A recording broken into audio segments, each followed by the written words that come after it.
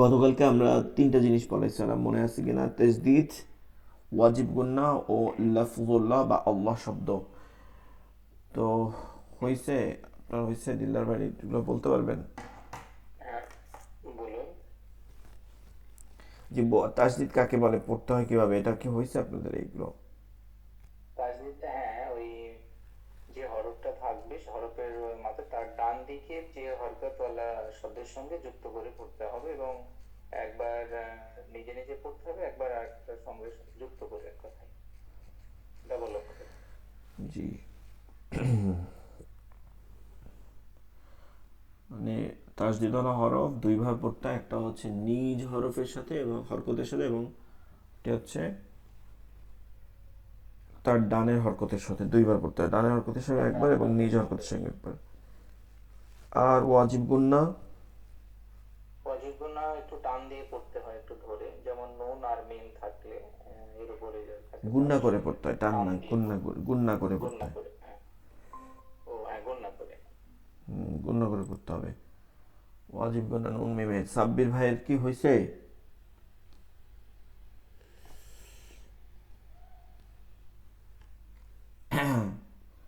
সাব্বির ভাই, তাজদিদ, ওয়াজিব গুন্না, আল্লাহ শব্দ, এগুলো হয়েছে?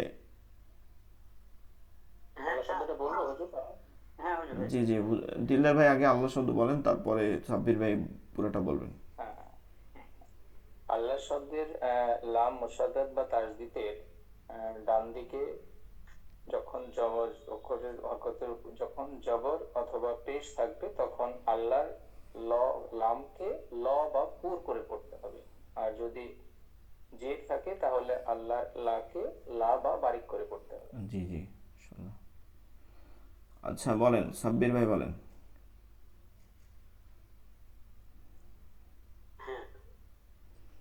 ঠিকানা বলবো নাকি তাসদিদের? ওয়াজিব গুন্না, ওয়াজিব গুন্না, ওয়াজিব গুন্না থেকে বলেন।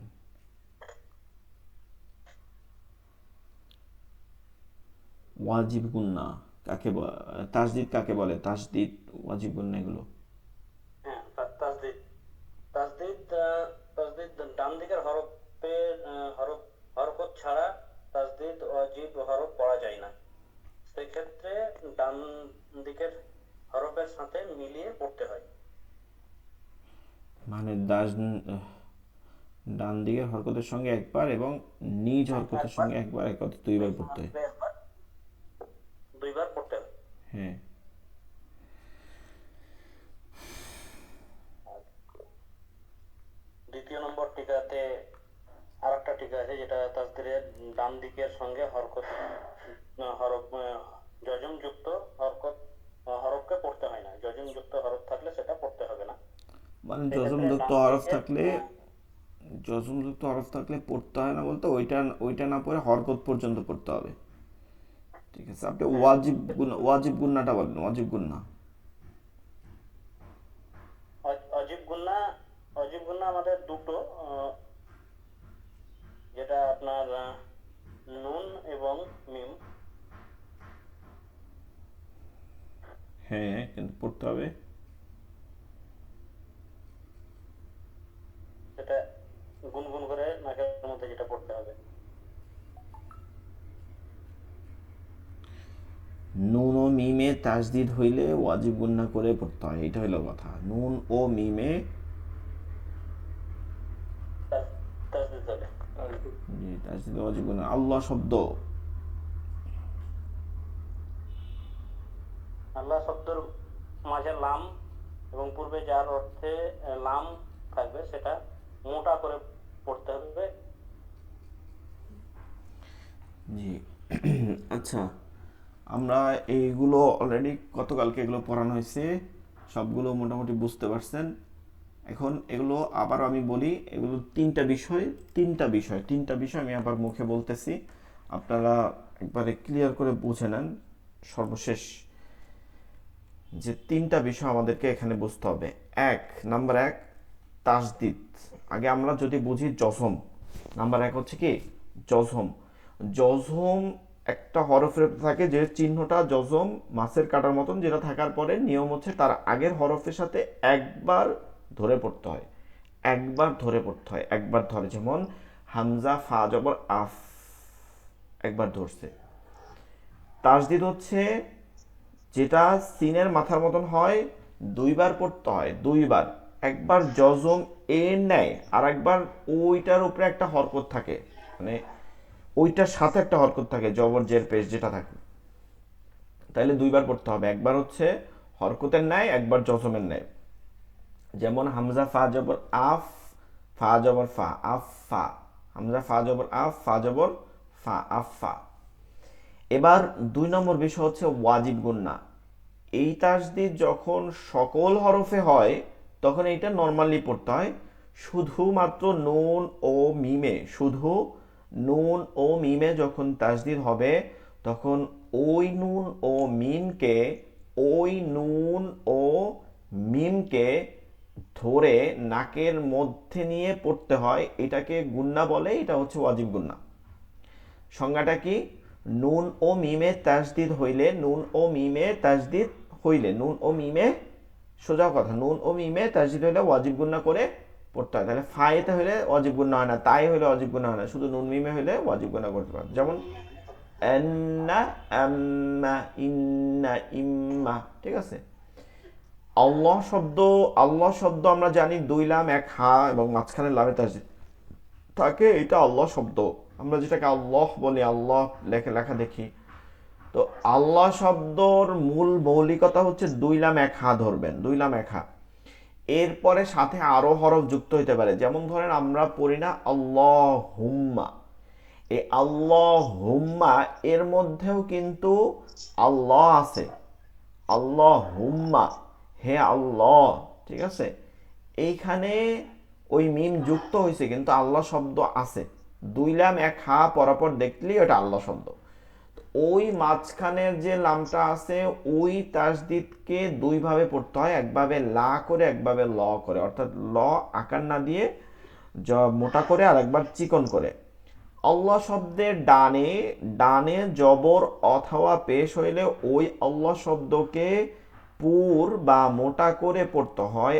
আর আল্লাহ শব্দের ডানে জের থাকলে ওই আল্লাহ শব্দকে বারিক বা চিকন বা পাতলা উচ্চারণ করে পড়তে হয়।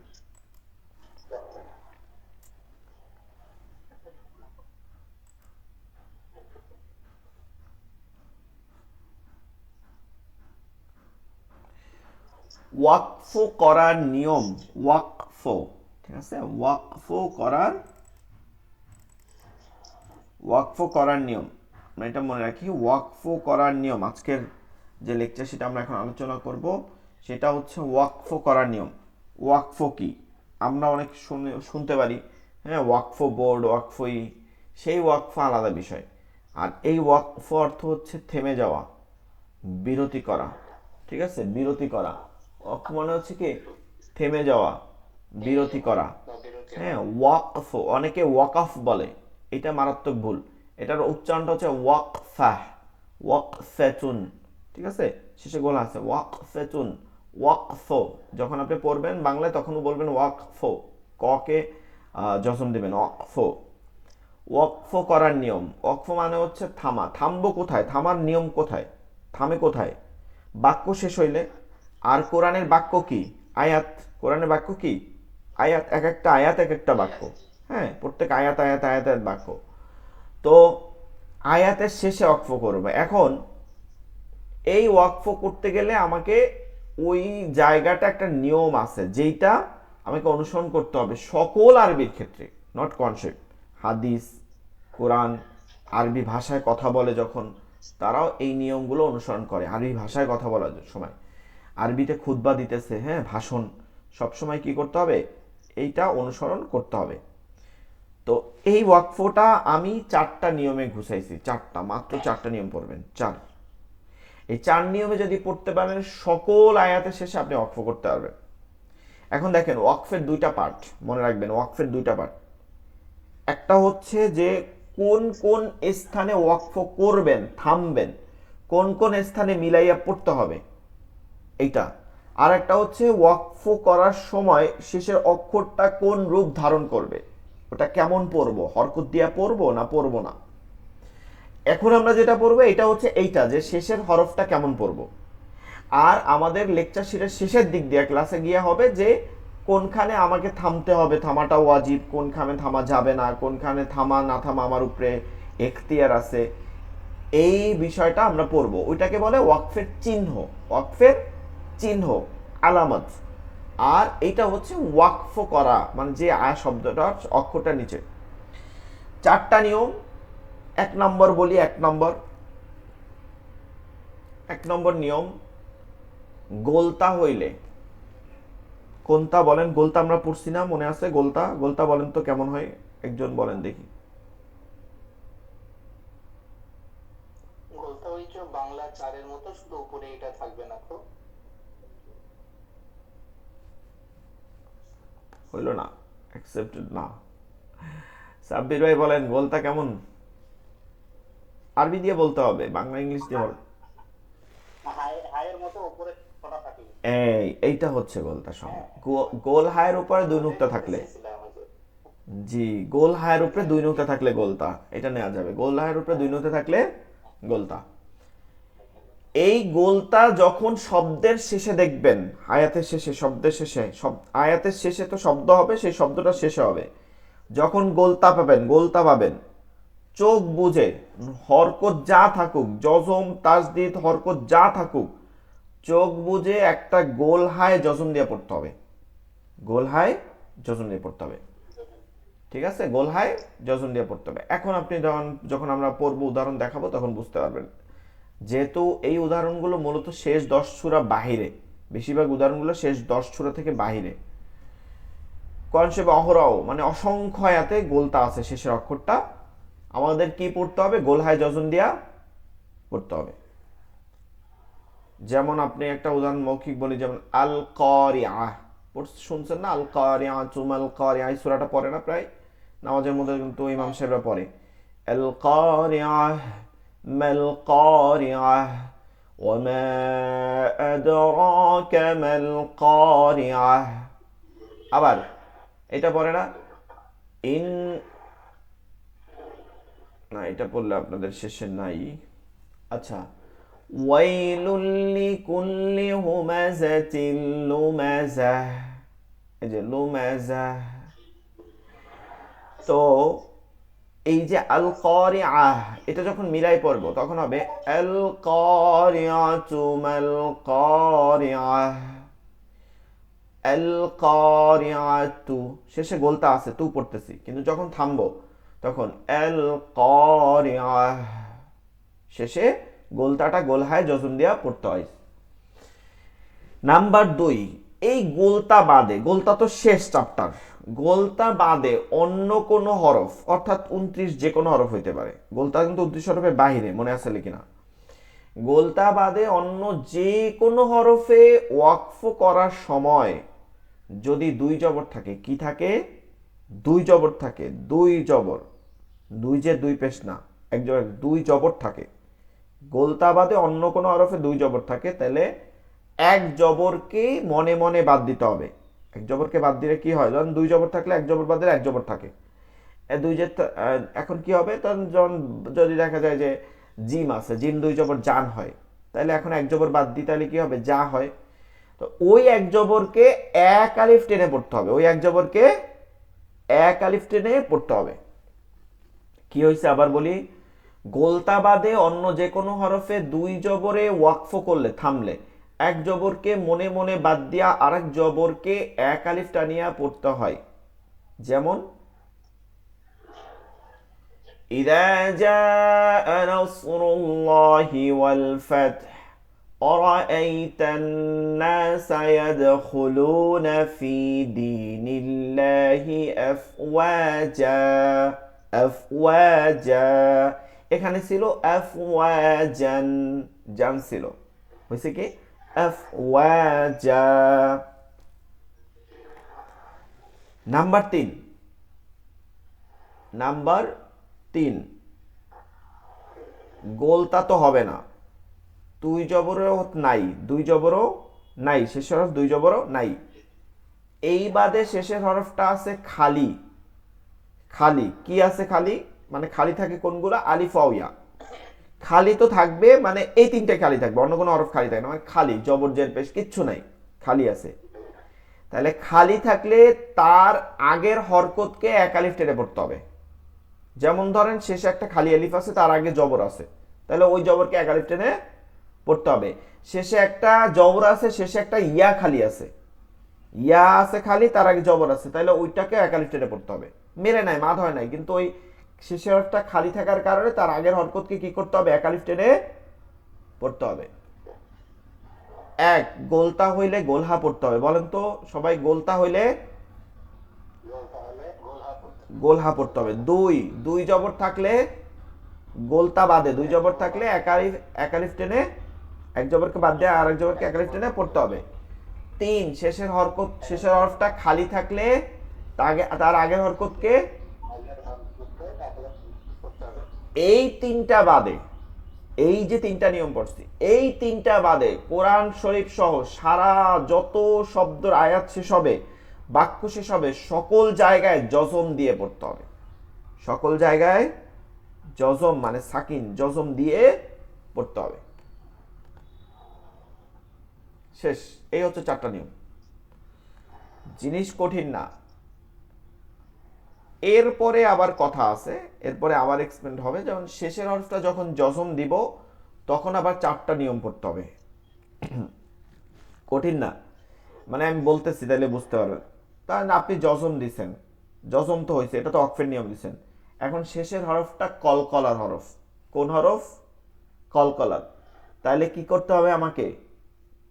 কলকলা করতে হবে। এইটা হচ্ছে কথা, এটা বেশি কঠিন জিনিস, কলকলা করতে হবে। শেষের হরফটা জজম হওয়ার কারণে তার আগে একটা মাদ আসছিল, যেটা আমরা মাদ পড়বো সামনে। মাদ মানে টেনে পড়া, এক আলিফ মাদ ছিল, ওই যখন জজম হয়েছে তখন ওই এক আলিফ মাদটাকে তিন আলিফ পড়তে হবে, মাদ্দে আরিজি। এক আলিফ টানকে তিন আলিফ টানতে হবে, এটা হচ্ছে মাদ্দে আরিজি। এই হচ্ছে আপনার নিয়ম, এই হচ্ছে আপনার ওয়াকফের নিয়ম। এখন আমরা লেকচার শিট থেকে দেখব, এবং আগামীকালকে ইনশাল্লাহ আপনাদের এই পুরো লেকচার শিটটা পড়া দিতে হবে। এই সোয়ে সোয়ে পড়েন, এই সোয়ে সোয়ে পড়া আপনাদের থাকবে না। ওয়াকফ করার নিয়ম,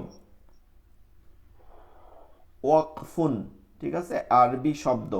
ওয়াকফুন অর্থ হলো থামা বা বিরতি, থামা বা বিরতি। ওয়াকফ মোট চার ভাবে পড়া যায়, চার ভাবে পড়া যায়। নাম্বার এক, আমরা একটু ওই 2 নাম্বার 1 নাম্বার নিয়ে আসছি। নাম্বার 1, গোলতা ব্যতীত, গোলতা ব্যতীত, ব্যতীত অন্য কোনো হরফে দুই জবরে ওয়াকফ করলে এক জবরকে মনে মনে বাদ দিয়ে আরেক জবরকে এক আলিফ টানিয়া পড়তে হয়। ঠিক আছে, এই যে পড়লাম, এই যে এক আলিফ টান দিলাম, এটা একটা মাদ হয়, যেটার নাম হচ্ছে মাদ্দে এওয়াজ। দোয়াজ বাংলায় যাকে বলে মাদ্দে এওয়াজ, মাদ্দে এওয়াজ। এওয়াজ মানে পরিবর্তনীয় মাদ। এটা আমরা ওয়াকফ করছি দেখা ওই এক জবরকে বাদ দিয়ে আরেক জবর এক আলিফ টান হয়েছে, পরিবর্তন ঘটছে। তাহলে এটা আমরা মুখস্থ করতে পারবো। এখনই দেখি, গোলতা ব্যতীত অন্য কোনো হরফে দুই জবরে ওয়াকফ করলে এক জবরকে মনে মনে বাদ দিয়ে আরেক জবরকে এক আলিফ টানিয়ে পড়তে হয়। হ্যাঁ, তারাবি নামাজ পড়েন না পিছনে, ওভাবে মুখস্থ করতে হবে। গোলতা ব্যতীত অন্য কোনো হরফে দুই জবরে ওয়াকফ করলে এক জবরকে মনে মনে বাদ দিয়ে আরেক জবরকে এক আলিফ টানিয়ে পড়তে হয়। গোলতা ব্যতীত অন্য কোনো হরফে, আমি পড়লে কাজ হবে না, আমার ঠুকুস্ত আছে, এগুলো আমি বানাইছি, আমার লেখা, সো এগুলো আপনাদের পড়তে হবে। কিন্তু গোলতা ব্যতীত অন্য কোনো হরফে দুই জবরে ওয়াকফ করলে এক জবর, হ্যাঁ, বাদ দিয়ে আরেক জবরকে এক আলিফ টানিয়ে পড়তে হয়। একে মাদ্দে আওয়াজ বলে। আপনি বাংলা পড়েন, মাদ্দে আওয়াজ বলে, একে মাদ্দে আওয়াজ বলে। যেমন একটা যেমনও পড়বেন, একটা যেমন বলতে হবে। যেমন আফওয়াজা, সূরাতুন নাসরের মধ্যে আছে ইদা জা নাসরুল্লাহ, এটা তো মুখস্থ সবার। আফওয়াজা। তাওয়াবা, এটাও কিন্তু সূরা নাসরের আয়াত। হ্যাঁ, তাওয়াবা শেষের আয়াত। আফওয়াজা তাওবা, দেখেন এই যে জান শেষে আছে কি, জান শেষের হরকত কি, জান, দুই জবর, জান, জান। এক জবরকে মনে মনে বাদ দিয়ে আরেক জবরকে এক আলিফ টেনে পড়তে হয়। আফওয়াজা, তাওয়াবা, কারিমা, মুসাম্মা, মুসাম।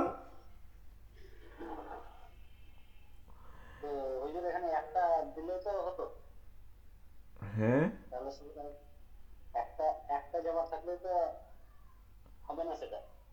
এক জবর থাকলেও এখানে টান হবে, কারণ তখন আরেকটা নিয়মে আসবে যে শেষের হরফটা যদি খালি থাকে তখন এই আলিফটাকে নেওয়া হবে। এই আলিফটা দেওয়াই হয়েছে দুই জবরের জন্য, আলিফটা দেওয়া হয়েছে দুই জবরের জন্য, ঠিক আছে।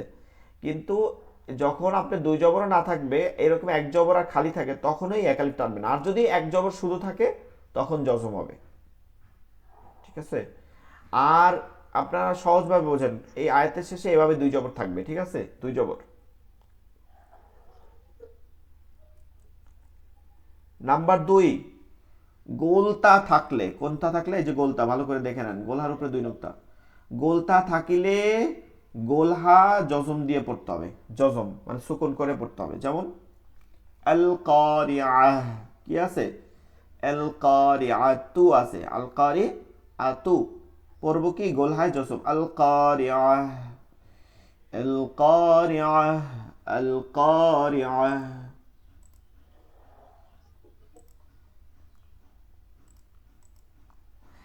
আচ্ছা দেখেন এটা কিভাবে পড়বো, এটা আমি লিখে দিচ্ছি যে জিনিসটা এভাবে হবে।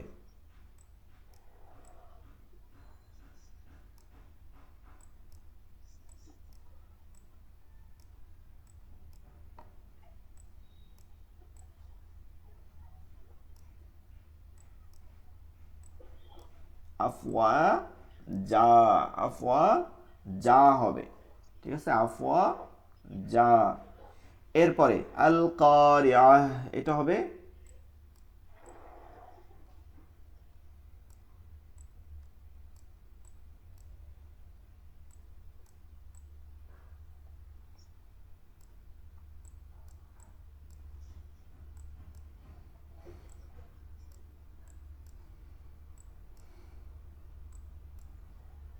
ও আচ্ছা, শেষেরটা গোলহাই দিয়ে দিছিলাম, সমস্যা নেই, মুছে দিচ্ছি।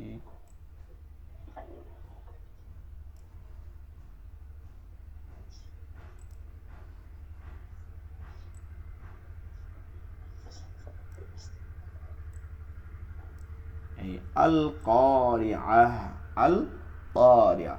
তাহলে গোলতা থাকলে সদা সর্বদা গোলহায় জজম দিয়ে পড়তে হবে, গোলতা থাকলে সদা সর্বদা গোলহায় জজম দিয়ে পড়তে হবে, গোলতা থাকলে গোলহায় জজম দিয়ে পড়তে হবে। আল কারিআহ, মাল আকাবাহ, মাল আকাবাতুর জায়গায় কি হবে, মাল আকাবাহ, মাল কারিআহ। হ্যাঁ, ফাক্কু রকাবাহ, রকাবাতিন আছে, হবে কি রকাবাহ। নাম্বার 3, দুই জবর বাদে, দুই জবর বাদে, কারণ এটাতে অলরেডি একটা নিয়মে পড়ছে, এর জন্য বলা হয়েছে দুই জবর বাদে শেষের হরফ খালি থাকিলে, খালি থাকিলে তার আগে এক আলিফ টানিয়া পড়িতে হয়। যেমন ইযা যুলজিলাতিল আরদু জিলজালাহা, এই যে জিলজালাহা, এই হাতে এক আলিফ টেনে পড়তে হবে।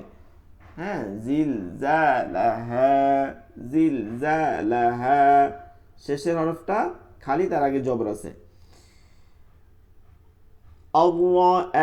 আল্লাহুস্তাগনা, এখানে অলরেডি টান আছে, এটা এইভাবে এই যে শেষে আছে, তারপরে এখানে এক আলিফ টানতে হবে।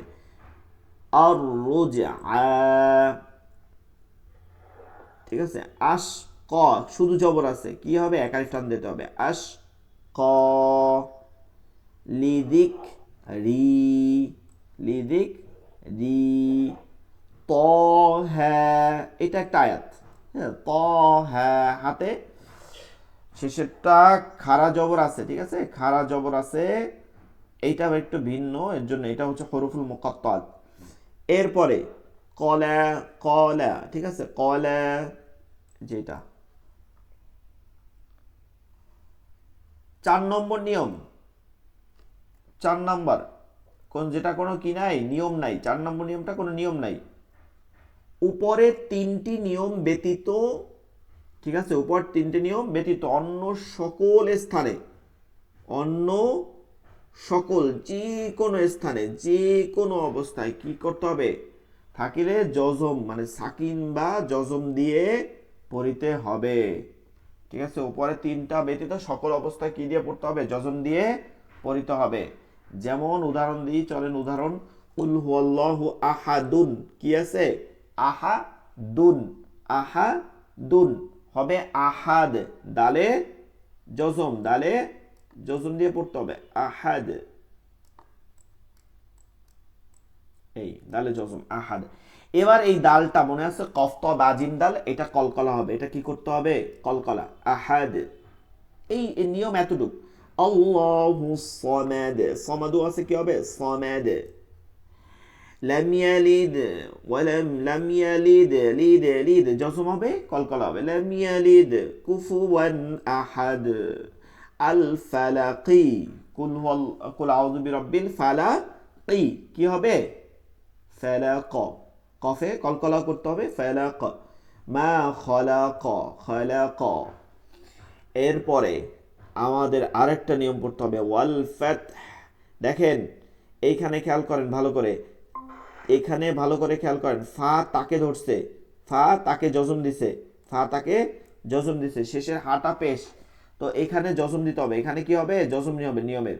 এখানে এই জজম দিব কোন হরকত দিয়া? ওই ফায়ের হরকত দিয়া।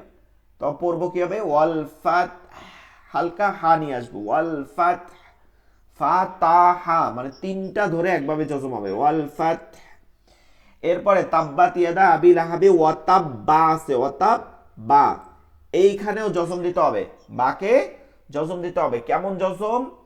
তাসদিদের মধ্যে দুইবার জজম থাকে, দুইবার, হ্যাঁ দুইবার জজম থাকে। তাহলে একবার জজম দিলাম ওয়াতাব, এরপরে বয়াকারে বাজবর বা, বাজবর বা, এই বাজবর বাকে আবার জজম দিতে হবে, হ্যাঁ বাজবর বাকে আবার জজম দিতে হবে। তাহলে দুইবার জজম হইল। এবার দুইবার জজম ধরে থাকেন ওয়াতাব। এবার খেয়াল করেন, তাসদিদের সময় কোনো প্রশ্ন ছিল না, হ্যাঁ তাসদিদে কোনো প্রশ্ন ছিল না। যখন আপনি জজম দিচ্ছেন, জজমের সময় প্রশ্ন আসে, কলকলা করতে হবে, বা হচ্ছে কলকলার অর্থ, তখন কলকলা করতে হবে। তাহলে দুইবার জজম দেওয়ার কলকলা আপনাকে করতে হবে, ওয়াতাব্বা, ওয়াতাব্বা, ওয়াতাব্বা। ঠিক আছে? কলকলার হরফে যখন আপনি তাসদিদ দেখবেন, শেষের হরফটা তাসদিদ আছে, ওইটার উপরে ওয়াকফ করলে জজম দিয়ে ওয়াকফ করতে হবে, তবে ওটা ধরে রেখে তারপরে কলকলা বের করতে হবে। মাসাদি, মাসাদ, ঠিক আছে, মাসাদ। এরপরে আলহামদুলিল্লাহি রাব্বিল আলামিন, এই যে মিমি আজের মি, নুনে নুনে জজম দিতে হবে, নুনে জজম দিতে হবে। যখন আপনি এই যে মিমি আজের মি, এটা একালিফ টানের পরে নুনে জজম দিচ্ছেন পরে হরফটা, তখন এটা তিন আলিফ টেনে পড়তে হবে, ঠিক আছে, তিন আলিফ টেনে পড়তে হবে। আমরা যদি টিকাগুলো দেখি, বিশেষ দ্রষ্টব্য টিকাগুলো মুখস্থ একটু কয়েকবার দেখব। 1 নং নিয়মকে মাদ্দে আওয়াজ বলে, এটা আমরা বুঝছি। 1 নং মানে 2 জবরকে 1 জবরকে বাদ দিয়া। 4 নং নিয়মের কারণে মাদ্দে আরিজি, মাদ্দে আরিজি, মাদ্দে আরিজি, ও যে যে মাঠটা তিন আলিফ টানতে হয়, এটা মাদ্দে আরজি। মাদ্দে লিন, লিনের পরে ওয়াকফ করলে এক আলিফ টেনে পড়তে হয়, মাদ্দে লিন, এটা আমরা সামনে পড়বো অনেক। এবং উচ্চ কলকলা, মধ্যম কলকলা। উচ্চ কলকলা মানে যে তাসদিদওয়ালা কলকলা হরফে ওয়াকফ করলে উচ্চ মাত্রায় কলকলা করতে হয়, এটাকে উচ্চ কলকলা বলে। আর মধ্যম কলকলা হচ্ছে সব আয়াতের শেষে শুধু তাসদিদ ছাড়া কলকলা হরফ হইলেও এটা মধ্যম কলকলা করে পড়তে হয়। এই টিকাটাও মনে রাখবেন যে আয়াতের শেষে যেভাবে আপনি ওয়াকফ করবেন, আয়াতের মাঝেও যদি আপনি কোনো শব্দের উপরে থামেন এবং ওই শব্দ থেকে আবার মিলাই পড়েন, তাহলে ওই শব্দের উপরে একই নিয়মে ওয়াকফ করবেন, ওই শব্দের শুরু থেকে আবার মিলাই পড়বেন, চেষ্টা করবেন। যেহেতু মুখস্থ না, আপনাদের কষ্ট হয়ে যাবে। হ্যাঁ, এইগুলো কি বুঝতে পারছেন? কারো কোনো সমস্যা আছে?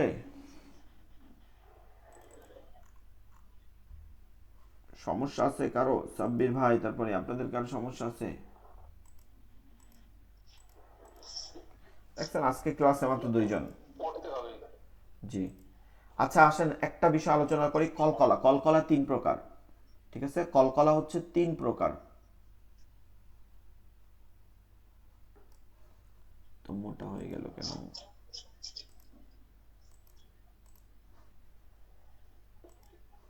আচ্ছা, জুম করার কারণে মোটা হয়েছে। কলকলা হচ্ছে 3 প্রকার, কলকলা 3 প্রকার, কলকলা 3 প্রকার, কলকলা 3 প্রকার, কলকলা 3 প্রকার, মনে রাখবো কলকলা 3 প্রকার। 1, আয়াতের শেষে, হ্যাঁ কলকলার হরফে আয়াতের শেষে কলকলার হরফে, কলকলার হরফে যখন তাসদিদ দেখবেন, কি দেখবেন? তাসদিদ দেখবেন, তাসদিদ, তখন ওইটাকে ওয়াকফ করতে হবে, ওইটাকে ওয়াকফ করতে হবে, থামতে হবে। তাসদিদ। হ্যাঁ, ওইটাকে ওয়াকফ করতে হবে, থামতে হবে, ওইটাকে ওয়াকফ করতে হবে মানে থামতে হবে। থামার সময় এটা এটা ভাঙি, আমি এটাকে খেয়াল করি, দেখি, খেয়াল করলে বুঝতে পারবো। বায়ে তাসদিদ আছে, তার মানে এটাকে আমি প্রথম একটা বাকে যদি আমরা ভাঙি, তাহলে বায়ের উপরে প্রথম আছে জজম, এরপরে আবার যদি ভাঙি তাহলে তাব্বা, বায়ে জবর ছিল, তাহলে ওইটা জবর। এবার ওয়াকফের কারণে এটা জজম হয়েছে, এটা এটা তো জজম হয়েছে, এটা জজম হয়েছে, এটা শেষের হরকত। তো দুইবার বা হইল না, দুইবার বা হয়েছে, দুইবার বায়ে জজম হওয়ার কারণে দুইবার আপনাকে ধরে রাখতে হবে বেশি সময়। তাব, তাব্বাত ইয়াদা আবি লাহাবি ওয়া তাব। এবার দেখেন, একবার কলকলা হরফ হইলে একবার কলকলা হবে, পরাপর দুইটা কলকলা হরফ আছে দেখে কি হবে? সর্বোচ্চ কলকলা হবে, দুইবার কলকলা হবে। ওয়া তাব্বা বলতে কিভাবে হবে বলেন? ওয়া তাব্বা, ওয়া তাব্বা, ঠিক আছে? তাব্বাত ইয়াদা আবি লাহাবি ওয়া তাব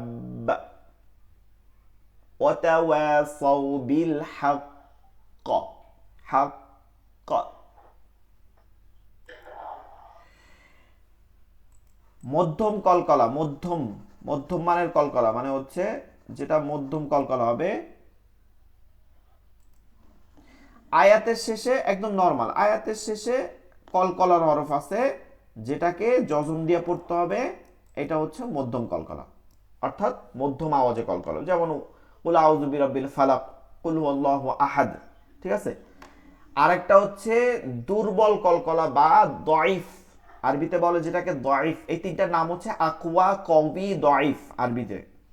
তো আপনারা মনে রাখেন, দুর্বল কলকলা, দুর্বল, নরম হালকা কলকলা হবে, সেটা হচ্ছে আয়াতের মধ্যে, আয়াতের মধ্যে। অর্থাৎ যেমন লাম ইয়ালিদ ওয়ালাম ইয়ালিদ, ইয়ালিদ, হ্যাঁ, লাম ইয়ালিদ,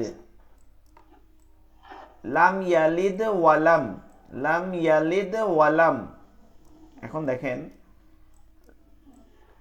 এইটা হচ্ছে দুর্বল করে করতে হবে, এভাবে আয়াতের মাঝে, আয়াতের মাঝে যেখানে কলকলা দেখবেন ওটা নরম করে হালকা করে করতে হবে। কেন? কারণ এটাকে যদি আপনি উচ্চ মানের কলকলা করেন তখন এটা এটা হরকত শোনা যাবে। যেমন লাম ইয়ালিদা ওয়ালাম, লাম ইয়ালিদা ওয়ালাম ইয়ালিদা, হ্যাঁ, এজন্য এটাকে দুর্বল করতে হবে। লাম ইয়ালিদ ওয়ালাম সায়াদ খুলুনা, সায়াদ খুলুনা। এইটা আমরা পড়তে পড়তে আরো বুঝে যাব, সহজ হয়ে যাবে, ঠিক আছে? মনে রাখবেন, কলকলা তিন প্রকার: কলকলায় আকওয়া, কলকলায় কওয়ি, কলকলায় দয়ফ। কলকলায় আকওয়া বা উচ্চমানের কলকলা, আয়াতের শেষে তাসদিদওয়ালা কলকলা হরফ থাকলে ওটাকে অক্ফ করার কারণে দুইবার যজম দেয়া হয়, এজন্য ওটা দুইবার ধরে রেখে এরপরে কলকলা সর্বোচ্চ করে পড়তে হয়।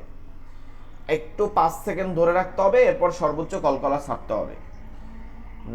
নাম্বার 2, আয়াতের শেষে কলকলার হরফ থাকলে, কলকলার হরফ থাকলে, কলকলার হরফ থাকলে এবং তাসদিদ না থাকলে মধ্যম কলকলা, নরমাল ভাবে কলকলা করে পড়তে হয়।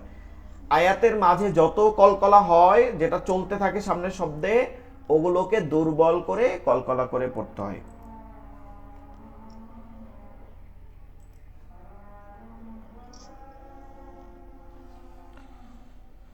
আমরা অজু করার তরিকা পড়ছিলাম, মনে আছে? অজু করার তরিকা,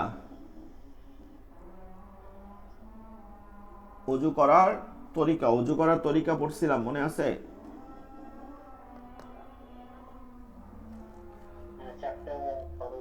এটা হচ্ছে 4টা ফরজ, আর তরিকা হচ্ছে সুন্নাত পদ্ধতি, আগের পড়া যেটা ছিল। আপনাদের দেখবেন গ্রুপের মধ্যে লেকচার শিটগুলো সব দিয়ে দেওয়া হয়েছে, মানে মাসালার লেকচার শিটগুলো, পবিত্রতা হাসিল, নামাজের দোয়া সমূহ।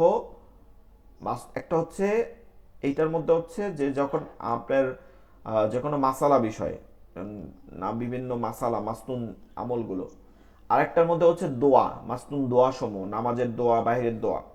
আরেকটা হচ্ছে রমাদান মাস উপলক্ষে রোজার জন্য, বিশেষত্ব রোজার জন্য, ঠিক আছে? বিশেষত্ব রোজার জন্য। তো আমরা চেষ্টা করব এগুলো পড়ার, নিজেরা বের করে, যেহেতু এটা আমরা শেষ করতে পারবো না, আপনারা নিজেরা একদম ব্যাখ্যা সহকারে, আমার লেকচার শিটগুলো ব্যাখ্যা সহকারে বানানো, আপনারা পড়বেন, যেটা না বুঝবেন ওইটা প্রশ্ন করার চেষ্টা করবেন, তাইলে ভালো হবে, খুব সহজ হয়ে যাবে। তো আমরা আজকে পড়ি গোসলের ফরজ। মানে গোসল কয়েক প্রকার আছে, গোসল কয়েক ধরনের আছে। একটা হচ্ছে যে ফরজ গোসল, মানে গোসল করা ফরজ, নামাজ যেমন ফরজ, রোজা যেমন ফরজ, গোসল করা ফরজ, ফরজে আইন। আরেকটা হচ্ছে সুন্নাত গোসল, সুন্নাত, যেমন জুমার নামাজে যাওয়ার আগে রাসূল সাল্লাল্লাহু আলাইহি ওয়াসাল্লাম গোসল করে যাইতেন, বলছেন তোমরা গোসল করে যাও, সুন্নাত। এরপরে আরেকটা হচ্ছে যে নফল গোসল, বিভিন্ন ওকেশন, যেমন শবে বরাত, শবে কদর, এই রাতগুলোতে গোসল করা। আরেকটা হচ্ছে গোসলে জায়েজা, মানে নর্মাল গোসল, একদম গোসল ইচ্ছা, মুবা জায়েজ, ইচ্ছা, আমার শরীর ভালো লাগে না, আমি গোসল করব, এটা। তো এক নম্বর গোসলে ফরজ, যেটা ফরজ গোসল, এইটা আমার যখন ফরজ হয়, আমাদের ভিন্ন ভিন্ন কাজের জন্য ফরজ হয়, আমরা তো জানি, আমরা যেহেতু অনেক সবাই এখানে বড় বিবাহিত, তো সবাই এটা বুঝে আছে যে কেন গোসল ফরজ হয়, ঠিক আছে। তো যখন আমাদের গোসল ফরজ হয়, তখন আপনি যদি অজু করেন, খুব ভালো করে অজু করেন, আপনার গোসল হবে না, আপনার ওই ইবাদত হবে না। আপনি যদি খুব সুন্দর করে অজু করলেন, এরপর কোনো রকম গোসল করছেন, হবে না। আপনি 100 বার গোসল অজু করেন, হবে না। আপনাকে কি করতে হবে, ওই একবার গোসল ঠিক মতন করতে হবে। তো এই গোসল করার মধ্যে 3টা ফরজ কাজ আছে, যেটার একটাও ছুটতে পারবে না, একটা ছুটলে আপনার গোসল হবে না। 3টা ফরজ কাজ মনে রাখবেন। গোসল খুব কঠিন বিষয় না, অনেক পানির প্রয়োজন হয় না, সাবান ব্যবহার করা, বিভিন্ন আমরা যে সাবান, হ্যাঁ, শাওয়ার জেল ইউজ করি, বা বিভিন্ন শ্যাম্পু যেগুলো ইউজ করি, এগুলো করা ভালো, উত্তম, করতে পারেন, সময় আছে, আপনি আপনার মতন ভাবে করবেন। কিন্তু শুধু পানি দ্বারা পবিত্র হয়, শুধু পানি দ্বারা কি হয়, পবিত্র হয়। তো গোসলের 3টা ফরজ মনে রাখবেন, গোসলের 3টা ফরজ। এক, গড়গড়ার সহিত কুলি করা, মানে কুলি তো করবো, গড়গড়া করে কুলি করব। তবে আল্লাহ রাসূল সাল্লাল্লাহু আলাইহি সাল্লাম রমাদান মাসে নিষেধ করছেন, বলছেন যে রোজা অবস্থায় তোমরা গড়গড়ার সহিত কুলি করো না, কারণ গড়গড়ার সহিত কুলির মাধ্যমে পানি ভিতরে যাইতে পারে। এর জন্য রোজার মাসে যেহেতু সার আছে, রোজা অবস্থায়, রোজার মাস না, শুধু রোজা অবস্থায়, এর জন্য রোজা রাখলে আমরা এটাকে ত্যাগ করব, কুলি করব, ভালো করে কুলি করব, গড়গড়া করব না। কিন্তু রোজা বাদে, রোজা থাকবো না, তখন কুলি করব একদম গড়গড়া সহিত, গলার মধ্যে নিয়ে যতদূর পারা যায়। 3বার কুলি করব, কয়বার, 3বার। এরপরে নাকে পানি দিব, ডান হাত দিয়ে দিব, বাম হাতের এই 2 আঙ্গুল মধ্যে ঢুকাইয়া যত দূর পর্যন্ত পরিষ্কার করা যায় পানিটা এভাবে দিব, এভাবে দিয়া 3বার নাক পরিষ্কার করব। এবার নাক ঝাড়া দিয়ে ফালাই দেব। এবার সমস্ত শরীর ভালোভাবে ধৌত করতে হবে। নারীদের জন্য এই নাকের যে নখ পরে, এর মাঝেও যদি শুকনা জায়গা থাকে তাইলেও গোসল হবে না। চুলের গোড়ালি পর্যন্ত যদি শুকনা থাকে তাও গোসল হবে না। 1 পশম পরিমাণে শুকনা থাকতে পারবে না, 1 পশম পরিমাণে কি থাকতে পারবে না, শুকনা থাকতে পারবে না। অনেক পানির প্রয়োজন না, 3-4-5 মগ দিয়ে ফরজ গোসল আদায় করা যায়। গোসল ইচ্ছা মতন পানি ডালা যাবে না, পানি ডালতেছেন, ভালো করে ঘষতেছেন, সুন্দর করে সব জায়গা পানিটা যেন পৌঁছায় যায়। এইটা হচ্ছে গোসলের ফরজ। এই আজকের পর আপনাদের গোসলের ফরজ। আগামীকালকে আমরা গোসলের তরিকা পড়াবো, সুন্নাত পদ্ধতি, যেটা ওই না। আর গোসল করলে অজু লাগে না, গোসল করলে অজু লাগে না, সুন্নাত তরিকায় গোসল করলে ওর মধ্যে অজু অ্যাড হয়ে যাবে, সংশ্লিষ্ট হয়ে যাবে। আর গোসল করলে আর পরে অজু লাগে না। অনেকের ভুল ধারণা আছে গোসল করলে অজু লাগে, গোসল করলে আর অজু লাগে না। গোসল আপনাকে পরিপূর্ণ পবিত্র করে দেয়, ঠিক আছে। তো আমরা গোসলের ফরজগুলো কালকে এই পেজটা বের করে আমরা কালকে পড়ার চেষ্টা করব। এরপরে ইনশাআল্লাহ আগামীকালকে, হ্যাঁ, আগামীকালকে আমরা গোসলের তরিকা পড়ব, পদ্ধতি, সুন্নাত যে পদ্ধতি আছে এগুলো আমরা পড়ার চেষ্টা করব। আজকের ক্লাস এই পর্যন্তই। আগামীকালকে আপনারা 2জন ক্লাসে থাকবেন, অন্যদেরকেও ক্লাসের জন্য উৎসাহিত করবেন। ভালো থাকেন সবাই। আসসালামু আলাইকুম ওয়া রাহমাতুল্লাহি ওয়া বারাকাতুহু।